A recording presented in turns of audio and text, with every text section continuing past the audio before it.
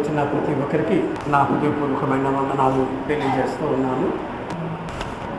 అపోస్తుడైన పౌలు రోమిలకు రాసిన పత్రికను చాలా కాలం నుండి పరిశీలిస్తూ ఉన్నాను. రోమిలకు పౌలు రాసిన పత్రికలో ఆ పట్టణాన్ని, అక్కడ ఉండే సంఘాన్ని పౌలు ఎన్నడూ దర్శించలేదు. పౌలుతో వాళ్ళకు ఎలాంటి సంబంధము లేదు. కానీ 16వ అధ్యాయం చదివేసరికి ఆ సంఘములో ఉండే చాలా మందితో పౌలుకు బాగా పరిచయం ఉంది. ఎలాగా అంటే పౌలు అప్పటికి 3 సువార్త ప్రయాణాలు చేశాడు. అనేక చోట్ల సంఘాలని ఏర్పాటు చేశాడు. అక్కడి నుంచి ఎవరైనా రోమా పట్టణానికి వెళితే వెళ్ళిన వాళ్ళందరూ కలిసి ఆరాధన చేసుకునేవారు. ఆ రీతిగా ఈ సంఘానికైతే ఈ పత్రికను రాస్తున్నాడు, ఆ సంఘంలో పౌలు తెలిసిన వాళ్ళు చాలా మంది ఉన్నారు. కానీ పౌలు ఎన్నడూ ఆ సంఘాన్ని దర్శించలేదు, చూడలేదు, వాళ్ళ దగ్గరికి వెళ్ళలేదు. కానీ ఉత్తరం రాస్తూ ఉన్నాడు. అన్యులు యూదుల నుండి కూడినది సంఘం.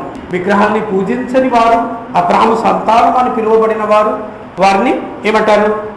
ఇశ్రాయేలీలు, యూదులు అంటారు. రోమా పట్టణంలో వాళ్ళు కూడా ఉన్నారు. అలాగే విగ్రహాన్ని పూజించిన వారు, దేవుణ్ణి వెంబడించేవారు, వెతుక్కునేవారు, ఈ యూదుల వలన కానీ క్రైస్తవుల వలన కానీ యెహోవా గురించి, ఆయన రక్షణ విధానముల గురించి తెలుసుకున్నవారు ఆకర్షింపబడి సత్యాన్ని గ్రహించి దేవుని కుమారులుగా మారిన వారు ఉన్నారు. అన్యులు యూదులు కలిసి క్రీస్తు సంఘం. అక్కడ మొదటి శతాబ్దంలో ఉండే ప్రతి చోట, యెరూషలేము తప్ప మిగతా అన్ని చోట్ల అన్యులు యూదులతో కూడిన క్రీస్తు సంఘాలే ఉండేవి. అయితే బాప్తిసం పొందిన తర్వాత పాత జీవితానికి సమాధి చెయ్యాలి.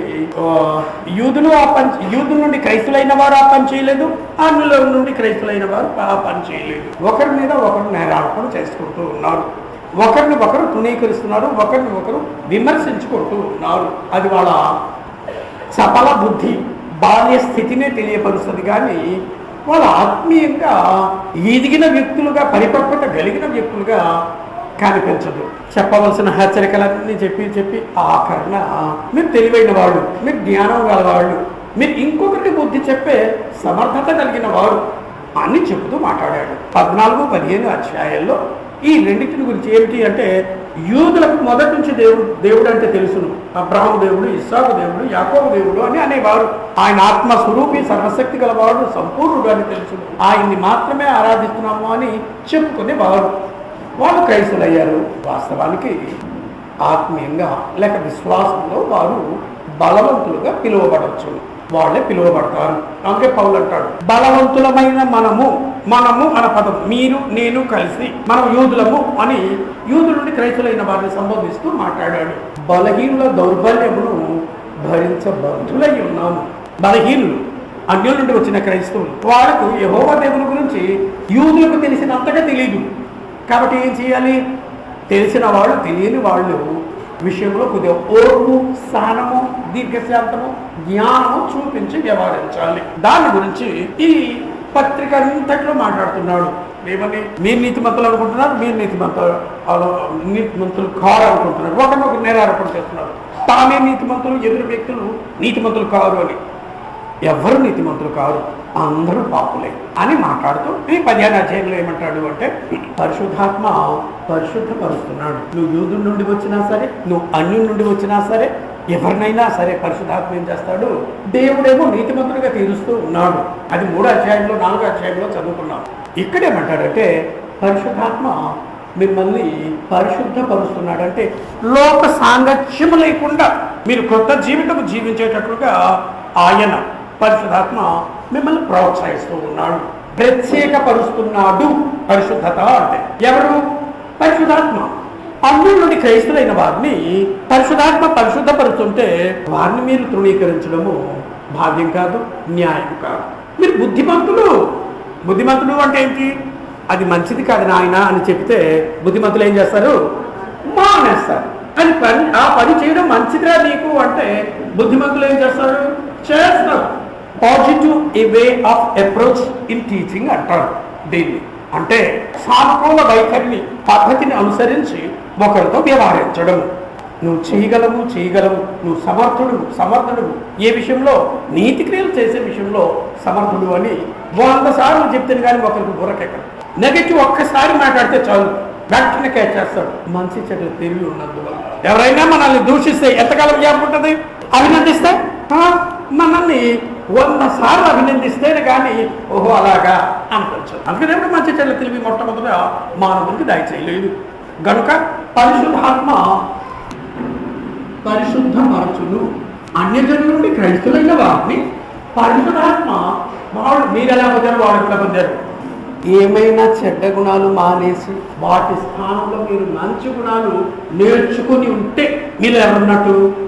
పరిశుద్ధాత్మ ఉన్నట్టు. ఏ మార్పు నాలో లేదు అంటే అలా పరిశుద్ధాత్మ ఉన్నట్టే నేను గుర్తించడం లేదు, లేక దేవునికి అస్సలు జన్మించను లేదు అంటే పరిశుద్ధాత్మ లేడు అని. పరిశుద్ధాత్మ ఉంటే పరిశుద్ధాత్మ రకరకాల పనులు చేస్తాడు. ఒకటి, వాడబడిన పదము చాలా మందికి తెలియదు, అంటే తెలియదు కదా, గమనించము. ఆ మాట యొక్క భావాన్ని తెలుసుకోవడానికి ప్రయత్నం చెయ్యము. 8వ అధ్యాయం 26వ వచనంలో చెప్పినట్లుగా రోమీయులకు రాసిన పత్రికలోనే పౌలు వివరిస్తూ ఉన్నాడు. అటువలే ఆత్మయు మన బలహీనతను చూసి సహాయం చేయుచున్నాడు. పరిశుద్ధాత్మ చేసే సహాయాల్లో ఒక సహాయం గురించి అక్కడ ప్రస్తావించాడు. అదేంటి అంటే, ఏలయనగా మనము, మీరు, నేను కూడాను, అపోస్తుడైన పౌలు కూడాను యుక్తముగా ఎలాగ ప్రార్థన చేయవలనో మనకు తెలియదు.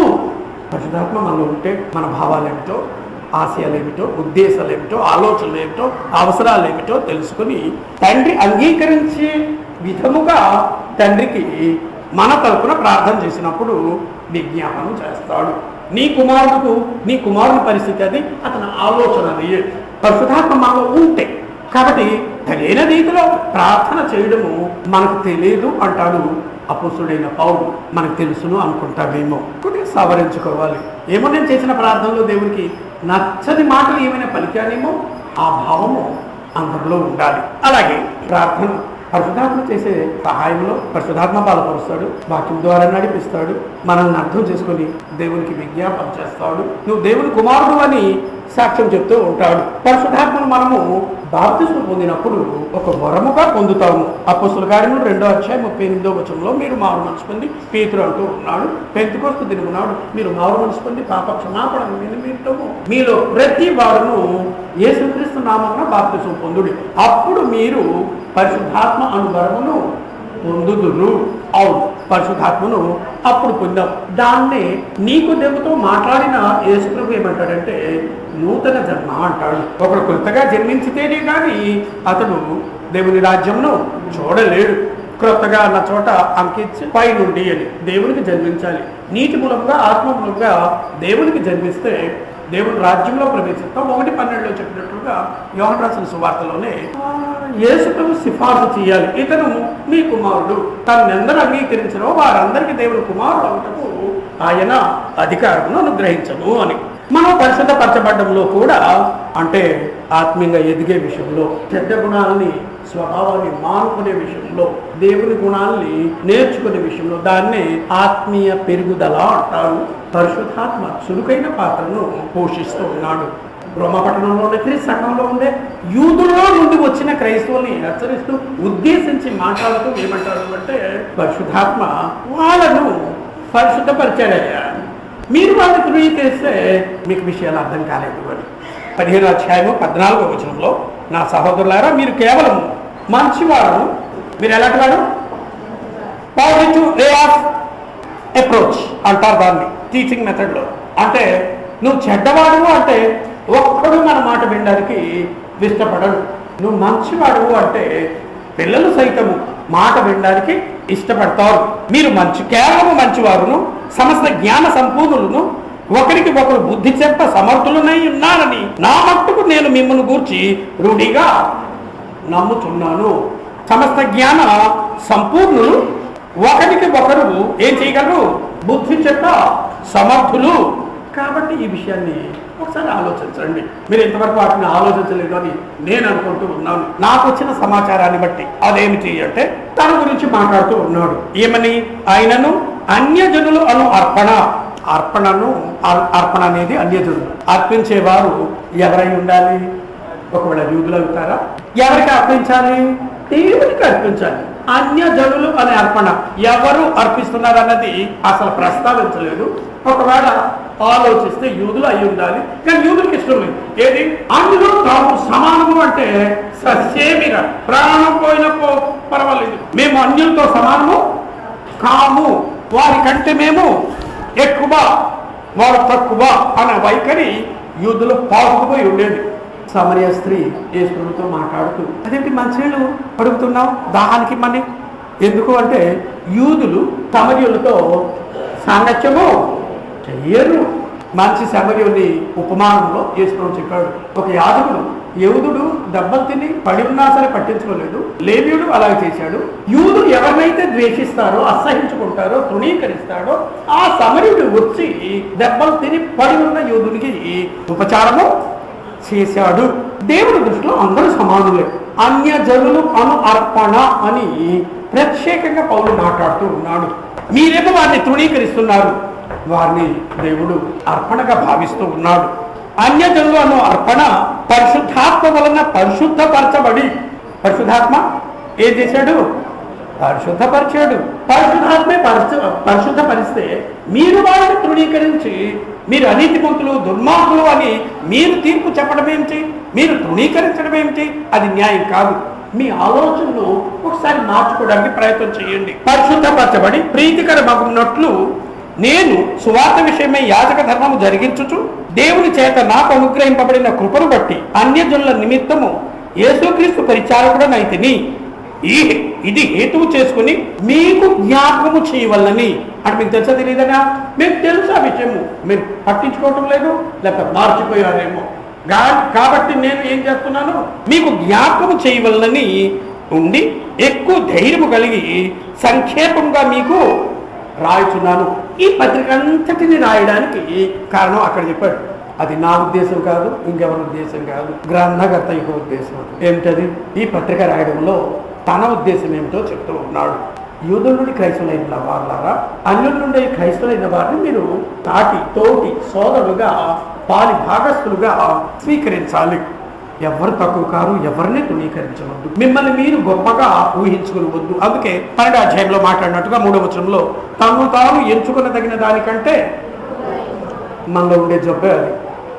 బలహీనత అన్నారు. జబ్బు అంటాము, బలహీనత అంటాము, నాకు తెలియదు.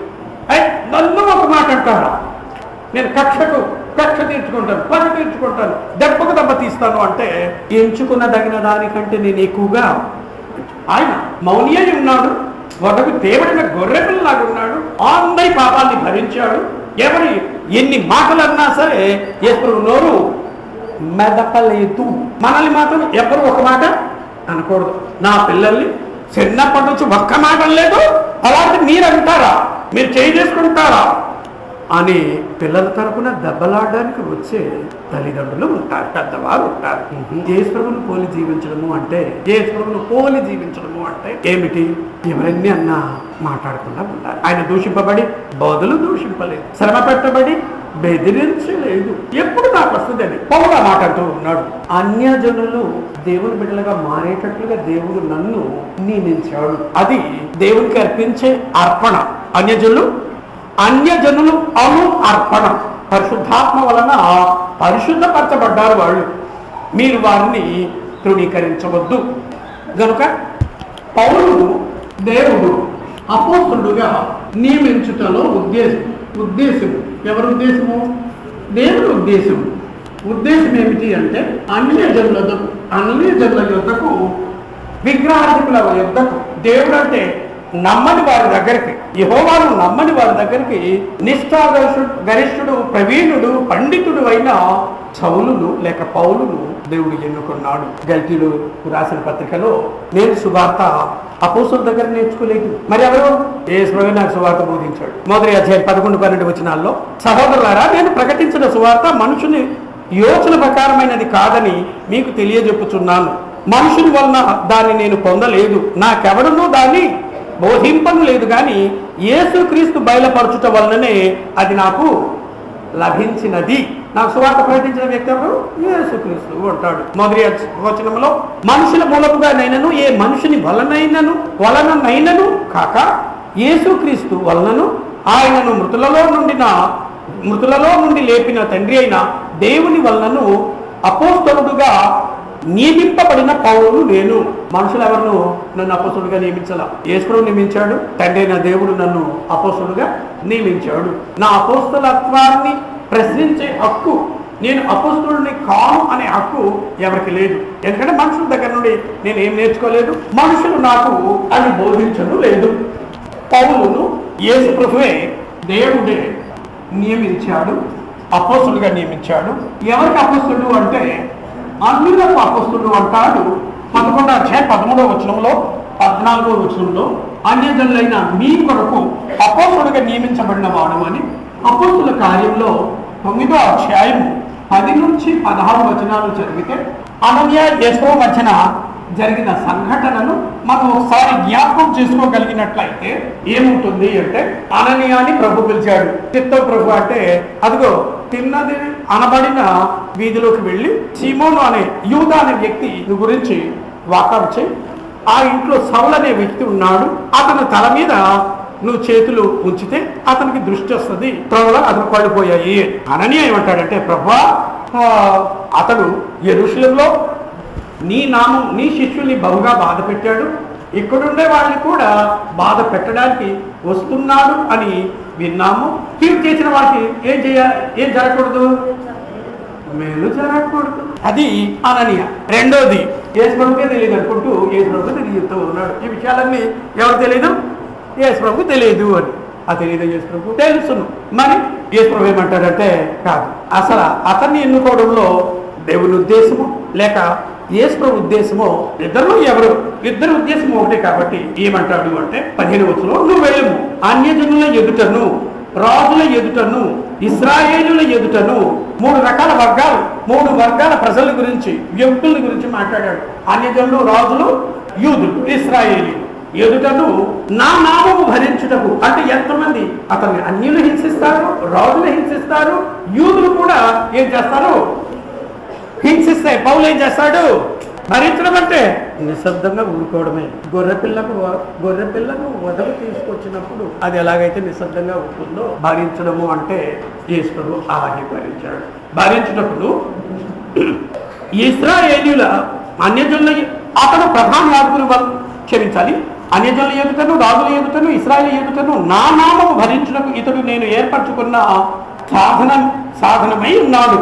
ఇతడు నా నామం కొరకు ఎన్ని శ్రమలను అనుభవింపవలనో నేను అతనికి చూపుదును. అన్యజనులకు అతను ఇశ్రాయేలుగా నియమింపబడ్డాడు అని అంటాడు. 11వ అధ్యాయంలో రోమీయులకు రాసిన పత్రికలో 13-14 అన్యజనులకు మీతో ఎక్కడ మాట్లాడేది, అన్యజనుల నుండి క్రైస్తవులైన వారితో నేను మాట్లాడుతున్నాను. నేను అన్యజనులకు ఏమై ఉన్నాను, అపోస్తుడై ఉన్నాను. మరి మిగతా వాళ్ళు యూదుల దగ్గరికి వెళ్తారు, కానీ అన్యజనుల దగ్గరికి వెళ్ళాలి అంటే ఎవరు వెళ్ళాలి, ఆ క్రైస్తవుల్ని హింసించిన ఒక వ్యక్తి యూదుడే అన్యజనులకు దగ్గరికి వెళ్ళాలి. అంతేకాదు బాగా శాస్త్రం ఎరిగిన వాడు, నిష్ఠాగరిష్ఠుడై ఉండాలి, అందుకు పంపించాడు. అందుకే అంటాడు పౌలు సంచరించిన ప్రదేశములు యెరూషలేము మొదలుకొని ఇల్లూరికం వరకు అన్నాడు. అంటే గల్తీ ప్రాంతం వస్తుంది, బీతునియా వస్తుంది, ఇంకా ఇవన్నీ అన్యుల ప్రాంతం. దేవుడు 15వ అధ్యాయంలోనే రోమీయులకు రాసిన పత్రికలో మాట్లాడుతూ చెప్పిన మాటల్ని గమనించాలని కోరుతూ ఉన్నాను. 18-19 వచనాలని పరిశీలిస్తే 15వ అధ్యాయంలో అన్యజనులు విధేయులగినట్లు వాక్యం చేతను, క్రియ చేతను, సుహృతుల బలము చేతను, మత్కార్యముల బలము చేతను, పరిశుద్ధాత్మ బలము చేతను క్రీస్తు నా ద్వారా చేయించిన వాటిని, ఇవన్నీ యేసు చేయించాడు. చేయించిన వాటిని గూర్చి కానీ మరి దేనిని గూర్చి మాట్లాడ తెగింపను. యేసు నా చేత ఏం చేశాడో వాటి గురించి నేను ఒకవేళ మాట్లాడితే తెగించేశాను అని తప్పది, నేను దాన్ని మాట్లాడను. కాబట్టి యెరూషలేము మొదలుకొని చుట్టుపట్లనున్న ప్రదేశములందు ఇల్లూరికు ప్రాంతము వరకు నేను సువార్త ప్రకటించాడు. అంతేకాదు ఐరోపా ఖండంలో ఆసియాలో అతను ప్రచురించిన ప్రాంతాలు ఏంటి అంటే, మొదటి సువార్త ప్రయాణం కానీ, రెండో సువార్త ప్రయాణం కానీ, మూడో సువార్త ప్రయాణంలో ఆసియాలో అంత్యోకియాలో ప్రకటించాడు. అక్కడ ఉండేవాళ్ళు మొట్టమొదటి క్రైస్తవులని పిలువబడ్డారు. పెర్గే, దెర్బే అనే ప్రాంతంలో ప్రకటించాడు. ఈకోనియా, లుస్త్రా, ఎఫెసీ ఇవన్నీ ఆసియా ప్రాంతంలో. ఐరోపా ఐరోపా ఖండంలో ఏమిటి అంటే ఫిలిప్లో ప్రకటించాడు. అంటే ముందు యూదులు, ఆ తర్వాత అన్యులు చేర్చబడ్డారు. తెస్సలోనిక, బెరయ, ఏథెన్స్, కొరింథీ ఇవన్నీ అన్యుల ప్రాంతాలు. అయితే అన్యుల ప్రాంతంలో కూడా ముందు యూదులైన వాళ్ళు దేవుని బిడ్డలుగా మారేవారు, ఆ తర్వాత అన్యులు కూడా దేవుని బిడ్డలుగా మారేవారు. అన్యులు యూదులు కలిసి దేవుని బిడ్డలుగా క్రైస్తవ జీవితాన్ని కొనసాగించేవారు. పౌలు జీవితం ఎలాంటిది అంటే పౌలు నిష్ఠగల పరిశీయుడు. ఫిలిప్పీలకు రాసిన పత్రికలో 3వ అధ్యాయము 5-6 వచనాల్లో చెప్పాడు. ఏమని? పౌలు బెన్యామీను గోత్రపు వాడు. ఫిలిప్పీలకు పౌలు రాసిన పత్రికలో 3వ అధ్యాయము 5-8వ దినమున సున్నతి పొందితిని. ఇశ్రాయేలు వంశపు వాడనై బెన్యామీను గోత్రంలో పుట్టి హెబ్రీయుల సంతానమైన హెబ్రీయుడను, ధర్మశాస్త్ర విషయంలో పరిచయుడును, ఆసక్తి విషయము సంఘమును హింసించువాడనై ధర్మశాస్త్రము వలన నీతి విషయము అనింద్యున్నై ఉంటిని. అలాంటి నిష్ఠాగరిష్యుణ్ణి ఎందుకు పంపించాడంటే, అలాంటి వారు ప్రకటిస్తే అన్యులు మనకు కూడా రక్షణ, యెహోవాను మనము కూడా నమ్మొచ్చు, తండ్రిగా స్వీకరించవచ్చు అని. పౌలు రోమా వెళ్ళక ముందే, అపోస్తుడైన పౌలు రోమాను దర్శించక ముందే సంఘము రోమాలో స్థాపించబడింది. 16వ అధ్యాయము 16వ వచనంలో చెప్తాడు. ఏమని? క్రీస్తు సంఘములన్నీ మీకు వందనములు చెప్పుచున్నవి. అంటే మీరు కూడా క్రీస్తు సంఘమే అని. అపోస్తుల కార్యములు 2వ అధ్యాయము 10వ వచనంలో పెంతెకొస్తు పండగ రోజు నాడు 15 దేశాల వారు యెరూషలేము దేవాలయాన్ని యెరూషలేము వచ్చి పెంతెకొస్తు పండగను ఆచరించాలి అనుకున్నారు.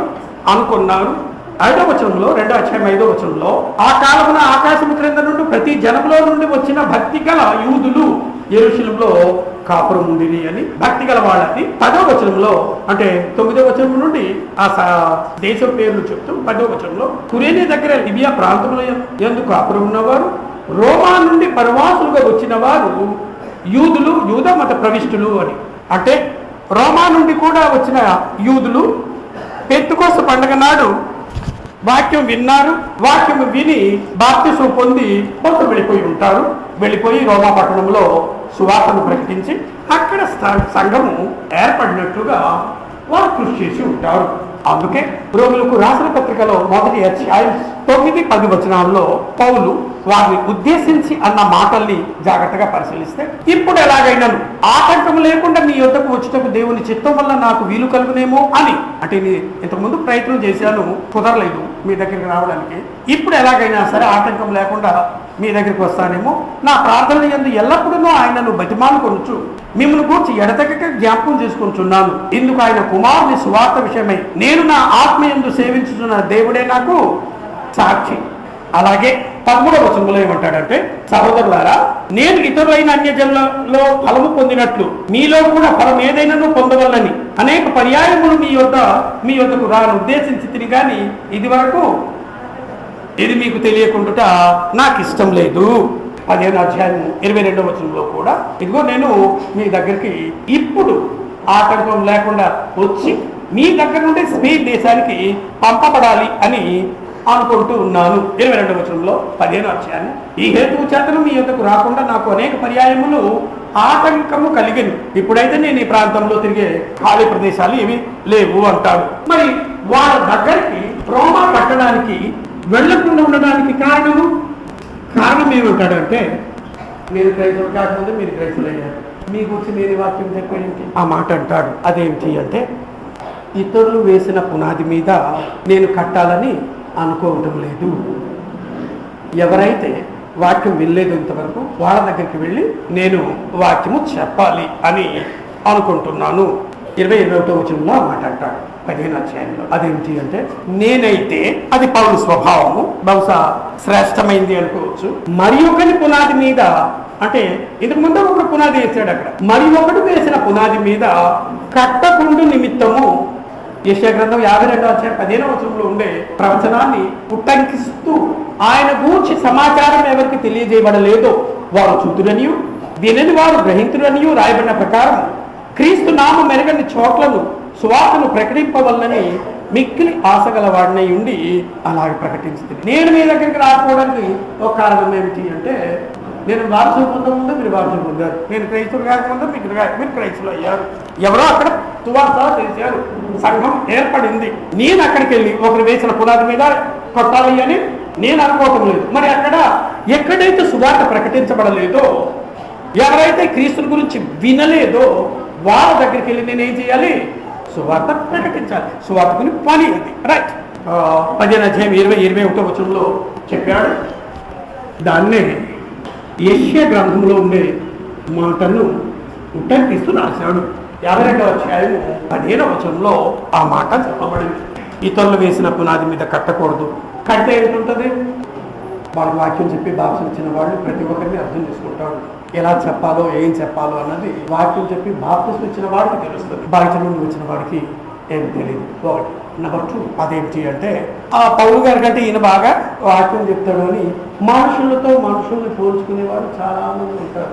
వాళ్ళు వివేకవంతులు కాదు. ఆయన చక్కగా మాట్లాడతాడు. ఆయన మాట్లాడినంతసేపు వినబుద్ధేస్తుంది. వీళ్ళు మాట్లాడితే ఒకటి అర్థం కాదండి అంటారు.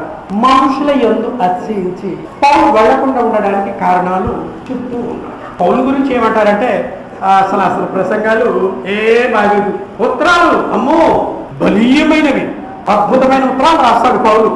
చూడడానికి అంత పెద్ద బాగోడు, అందగాడు కాడు. ప్రసంగాలు కూడా అంత పవర్ఫుల్వి కావు, ఉత్తరాలు మాత్రము అద్భుతంగా రాస్తాడు అని తెలుగు పౌలు రాసిన 2వ పత్రిక 10వ అధ్యాయంలో 10వ వచనం నుండి చదివితే, పౌలు చెప్పిన రోమా పట్టణానికి వెళ్లకుండా ఉండడానికి కారణం చెప్పాడు.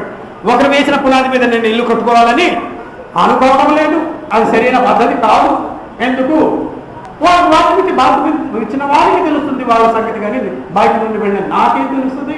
అతని పత్రికలు ఘనమైనవి బలీయమైనవి అయి ఉన్నవి కానీ అతడు రూపమునకు బలహీనుడు, అతని ప్రసంగము కొరగానిదని ఒకడు అన్ను.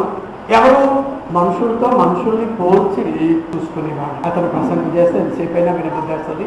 విషయాన్ని స్పష్టంగా చెప్తాడు. చెప్పితే నేర్చుకో, కానీ ఏం చేయొద్దు? కోరికలు పెట్టుకోకూడదు, పోల్చుకోకూడదు. తప్పు. దేవుడు ఎవరికి ఎంత సామర్థ్యం ఇచ్చాడో ఆ సామర్థ్యం చొప్పున ఎవరైనా మాట్లాడతారు, అంతే తప్ప లేనిది ఎవరు చెప్పలేరు, లేరు.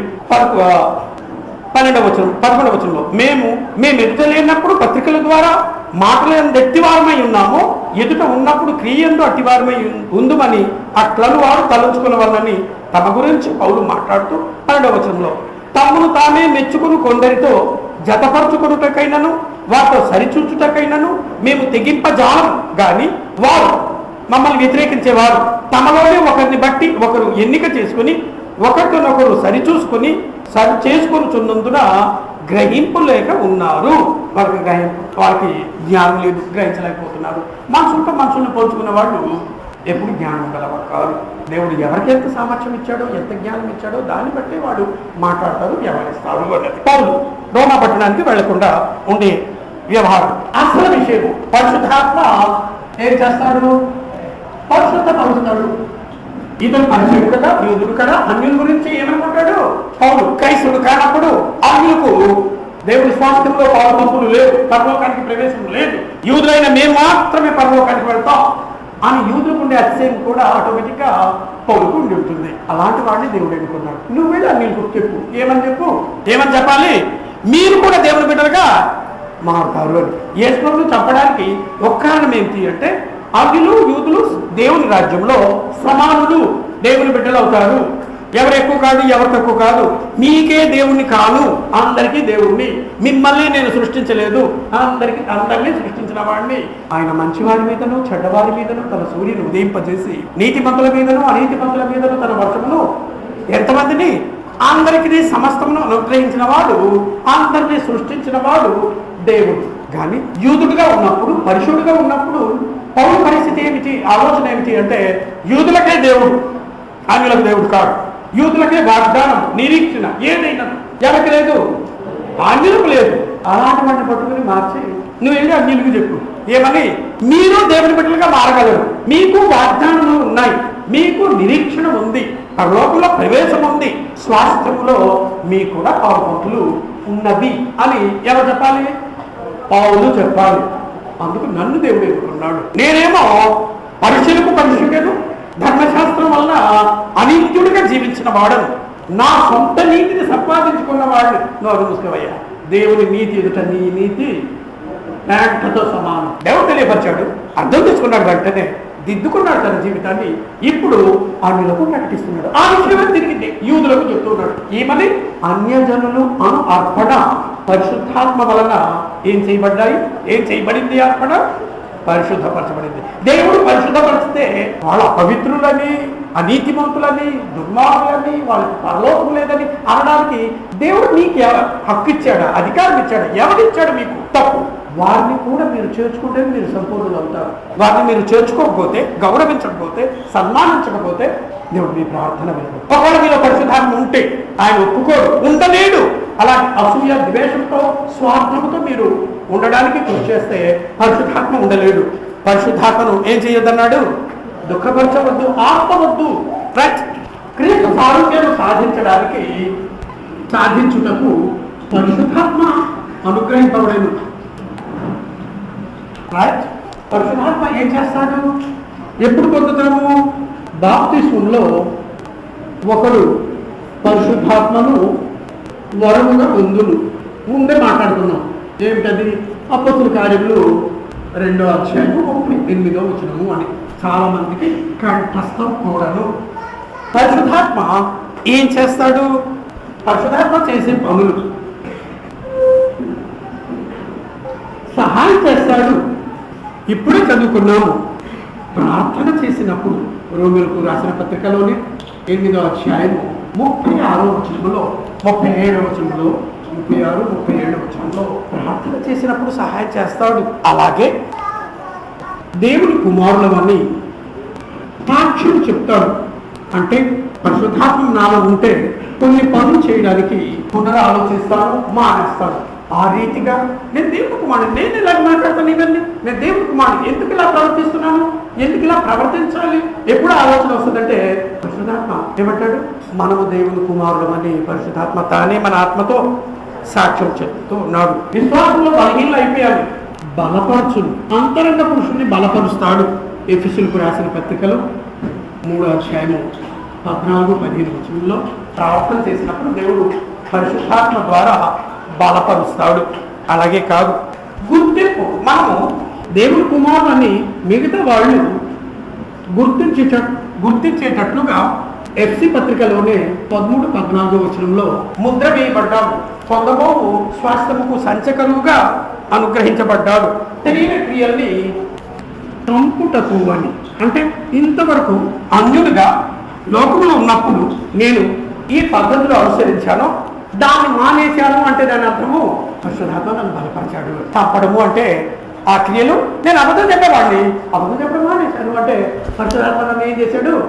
నువ్వు దేవుని కుమారుడు, నువ్వు తాగడము నీకు తగదు, అబద్ధం చెప్పడము నీకు తగదు, అసహించుకోవడము, తృణీకరించడము, ద్వేషించడము, దొంగతనం చేయడము, దుర్భాషలు ఆడడము, నింద వేయడము, వ్యతిరేకంగా వ్యవహరించడము తగదు అంటూ నాలో ఉండే పరిశుద్ధాత్మ నన్ను మరలా హెచ్చరిస్తూ ఉంటే, జ్ఞాపకం చేస్తుంటే నేను దేవుని కుమారుడు నాకు తగదని మానేశాను అంటే శరీర క్రియలను ఏం చేశానని చంపేశాను అని. అంతేకాదు, పరిశుద్ధ పరచబట్టలో శరీర అవయవాలను నీతికి సాధనాలుగా వాడుకుంటాను అని రోమిలకు రాసిన పత్రికలో 6వ అధ్యాయము 12-13 వచనాలు చెప్పాడు. 19 నుండి 21 వచనంలో కూడా చెప్పాడు. ఇవాళ ఆరాధనకు వచ్చాను, ఇది నీతి క్రియ. ఎలా రాగలిగాను? పరిశుద్ధాత్మ నాలో ఉన్నాడు. నువ్వు ఆదివారం దేవుని బిడ్డవు, నీ సోదరితో కలిసి ఆరాధించాలి. వెళ్ళు. నాకు పడుకోవడం కొద్దిగా ఇష్టం, రాత్రి బాగా లేట్గా వచ్చాను, పడుకున్నాను, నాకు నిద్ర చాలదంటే కుదరదు. నువ్వు దేవుని కుమారుడివి, యేసుక్రీస్తు నీ కొరకు ప్రాణం పెట్టాడు, రక్తం చిందించాడు. నువ్వు పడుకుంటావా? వారానికి ఒక రోజు అందరితో కలిసి జ్ఞాపకం చేసుకున్నావా? ఆ మాటలు, హెచ్చరికలను పొంది ఏం చేశాను? ఉదయం లేచి ఆరాధనకు సిద్ధపడి వచ్చాను. ఇది ఒక నీతి క్రియ. ఇక్కడ జరిగిన ఆరాధన కార్యక్రమంలో ఏది జరిగినా పరిశుద్ధాత్మ నాలో తీసుకొచ్చిన మార్పు. నేను అతిశయించే అవకాశం లేదు. కీర్తన పాడాను, నీతి క్రియ. ఆత్మతో సత్యంతో దేవుని ఆరాధిస్తున్నాను, నీతి క్రియ. ప్రభురాత్రి భోజనంలో పాలు పంచుకుంటాను, ఒక నీతి క్రియ. కానుకలు సమర్పిస్తాను, ఒక నీతి క్రియ. ఇవన్నీ నాలో ఉండే పరిశుద్ధాత్మ నా చేత ఏం చేస్తున్నాడు? శరీర క్రియలను చంపి నీతి క్రియలు చేసేటట్లుగా ప్రోత్సహిస్తున్నాను. నేను ఒక సాధనం. అయితే నేను ఇష్టపడాలి. ఇష్టపడమే కాదు, సోమరి కూడా ఇష్టపడతాడు, కోటీశ్వరుడు అయిపోవాలి. కానీ అవడు. ఎందుకు? సోమరి కాబట్టి. పని చేయడు కనుక. పని చేయడం మొదలు పెడితే సోమరి ఆశపడును కానీ అతడు దేనిని పొందనేరడు. ఏది అతనికి దొరకదు. ఎందుకు? సోమరి కనుక. పరిశుద్ధాత్మ నాలో ఉంటే నన్ను సోమరిగా ఉండనివ్వడు. నువ్వు దేవుడి కుమారుడు. కమా లే, చేయని నిజమే చెప్పు.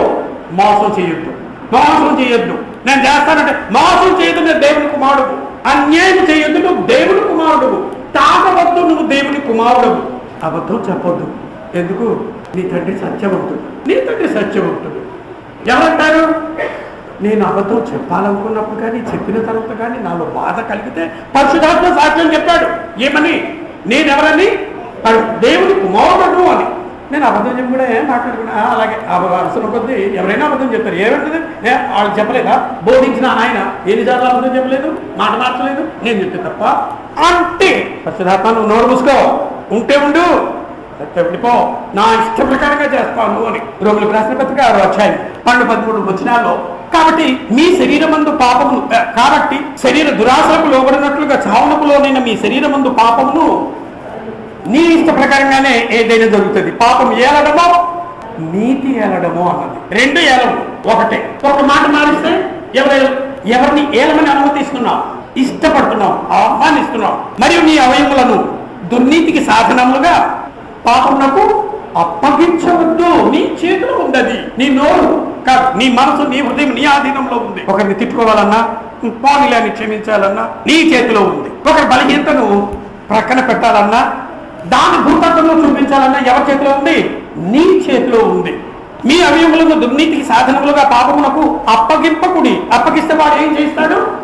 పాపపు పనులు చేయడానికి నీ అవయవాలన్నిటినీ, నీ మనసు, నీ హృదయం, నీ నోరు, నీ కళ్ళు, నీ చెవి, నీ చేతులు, నీ కాళ్ళు, ప్రతి ఒక్కటి దుర్నీతికి సాధనాలుగా వాడుకుంటాడు. అయితే మృతులలో నుండి సజీవుల మనకును మిమ్మల్ని మీరే దేవునికి అప్పగించుకునుడి. మీ అవయవులను నీతి సాధనములుగా దేవునికి అప్పగించే పని అప్పగించకపోవడము అనేది మన చేతిలో పెట్టాడు దేవుడు. ఎస్, నేను నిర్ణయం తీసుకోవాలి. ఆ చెట్టు పట్టు తింటే నువ్వు చస్తావు, తినకపోతే బ్రతుకుతావు. నిర్ణయం ఎవరిది? నాది. దేవుడు నన్ను ఆపలేదు అంటే నాకు ఇష్టం లేదు. ఆయన ఆపడానికి ఎన్ని ఏర్పాటు చేశాడు. 19వ వచనం నుండి మాట్లాడుతూ మీ శరీర బలహీనతను బట్టి మనుష్య రీతిగా మాట్లాడుతున్నాను.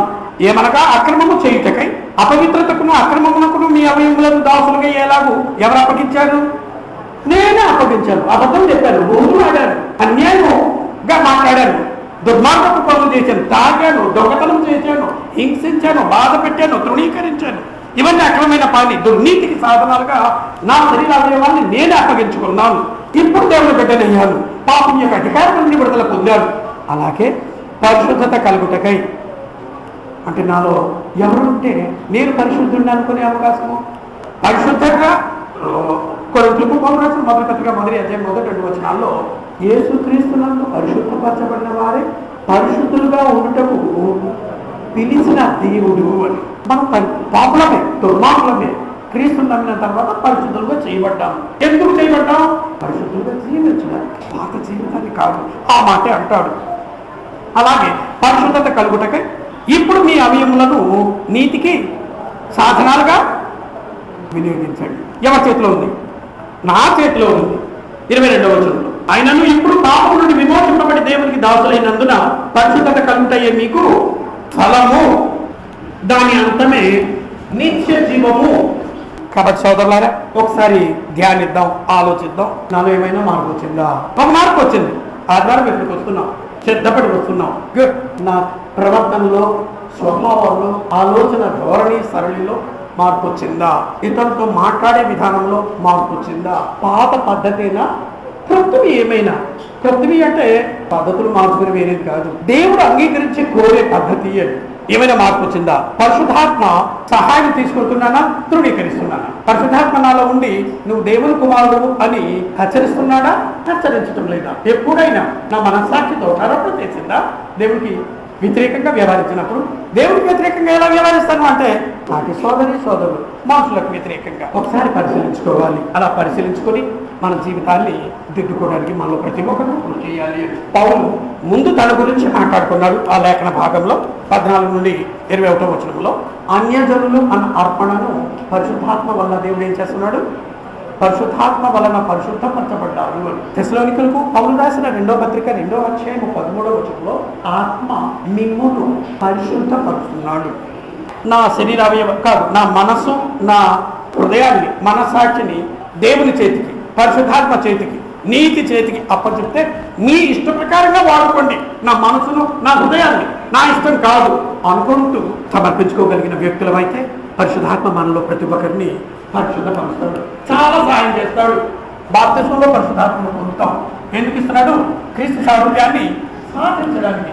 అంటే గుణాల్లో, ప్రవర్తనలో, మాటల్లో, నడవడిలో, ప్రతి ఒక్క దాంట్లో క్రీస్తును కూడా జీవించేటట్లుగా దేవుడు పరిశుద్ధాత్మ అనే వరాన్ని అనుగ్రహించాడు. ఏం చేస్తాడు? ప్రార్థన చేసినప్పుడు సహాయం చేస్తాడు. దేవుని కుమారుని సాక్ష్యం చెప్తాడు. విశ్వాసంలో బలహీనంగా ఉండి ప్రార్థన చేస్తే పరిశుద్ధాత్మ ద్వారా దేవుడు అంతరంగా కూర్చుని బలపరుస్తాడు. ఆ పరిస్థితికి సమస్యను అధిగమించేటట్లుగా సహాయం చేస్తాడు. నేను దేవునికి చెందిన వాడనే ముద్ర పరిశుద్ధాత్మతో దేవుడు ముద్రించాడు. నేను ఇంతవరకు చేస్తూ వచ్చిన శరీర క్రియల్ని ఒకవేళ మానేస్తాను. తాగడం మానేశాడు, సిగరెట్ తాగడం మానేశాడు, బూతులాడడం మానేశాను, అబద్ధం చెప్పడం మానేశాను, దుర్భాషలాడడం మానేశాను అంటే నన్ను ఎవరున్నాడు అని పరిశుద్ధాత్మ. నేను అతిశయించే అవకాశము లేదు. అందుకే అన్నాడు, తెగింపను అన్న పదాన్ని వాడాడు. దేవుడు చేస్తే నేను చెప్పేది ఏంటి? తప్పదు. నన్ను ఏమైనా మార్పు పరిశుద్ధాత్మ తీసుకొచ్చిన మా పరిశుద్ధాత్మ నన్ను పరిశుద్ధపరుస్తూ ఉంటే నేను ప్రత్యేకంగా జీవించడానికి ఇష్టపడుతున్నాను లేదో పరిశీలించాలని ప్రతి ఒక్కరిని కోరుతూ, నేను ప్రశ్నించుకుంటూ, కోరుతూ, పరిశీలన చేసుకుంటూ అందరము మేలు పొంది దేవునికి కుమారుగా జీవించి పరిశుద్ధపరచబడుతూ ముందుకు సాగిపోవాలి అని, దాని అంతమే నిత్య జీవమాన్ని భావించాలని కోరుతూ అందరికీ వందనాలు తెలియజేస్తూ ముగిస్తున్నాను.